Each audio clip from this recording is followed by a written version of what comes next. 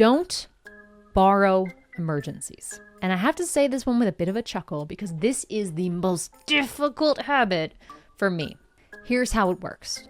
When someone doesn't prepare, when someone doesn't read the SOP, when someone doesn't follow the policy and haywire happens, see it happen, note it in your noggin for personnel files or anything else, and do not take on the issue for yourself. That's it.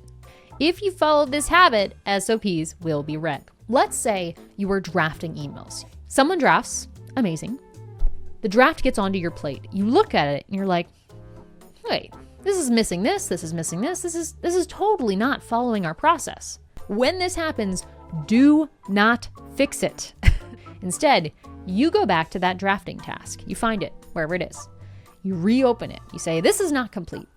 You leave a comment that says, I was supposed to review this email, but it was not complete.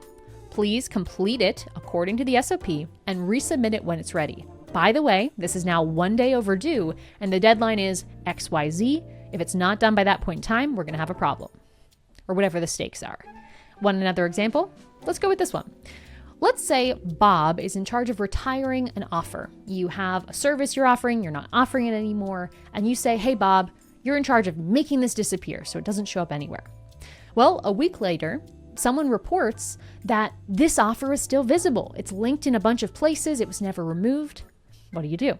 Well, the normal default reaction is, they didn't do their job, so now it's my problem. I might as well just do it myself. God, I can't trust anybody, blah, blah, blah, blah. You know? Been there, right? It's not just me. Instead, what you need to do is go to the person responsible, say Bob, who said he was going to do this weeks ago, and say, Bob, finish what you said you did. You told the whole team it was complete. It wasn't complete. Go finish it. And make it Bob's problem. Bob's the one working late. Bob's the one stressed out over it.